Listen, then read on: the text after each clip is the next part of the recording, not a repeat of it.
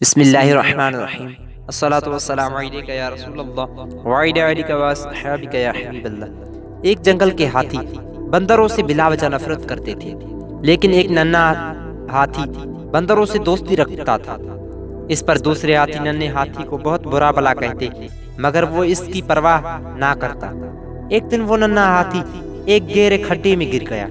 उसने बहुत कोशिश की, लेकिन वो खड्डे से बाहर ना आ सका।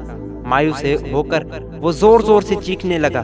नन्हे हाथी की आवाज सुनकर कई हाथी जमा हो गए, लेकिन वो भी नन्हे हाथी को ना निकाल सके और एक एक करके सब चले गए। नन्हा हाथी रो रहा था कि अचानक उसने ऊपर देखा तो उसे एक खड्डे के पास एक बंदर नजर आया। बंदर ने नन्हे हाथी को तसल्ली दी और जाकर बहुत से बंदरों को बुला लाया। वो बंदर अपने साथ लंबी लंबी रस्सियां लाए और रस्सियों की मदद से जल्द ही नन्हे हाथी को निकाल लिया। बाहर आते ही नन्हा हाथी बंदरों से मिला और उनका शुक्रिया अदा किया। थोड़ी देर में दूसरे हाथी भी आ गए। पहले तो नन्हा हाथी उनसे मिला और फिर कहने लगा, जिन बंदरों को आप अपना दुश्मन समझते हो और उनसे नफरत करते हो, उन्होंने ही आज मेरी जान बचाई है। ये सुनकर हाथी बहुत शर्मिंदा हुए और उन्होंने भी बंदरों से दोस्ती कर ली।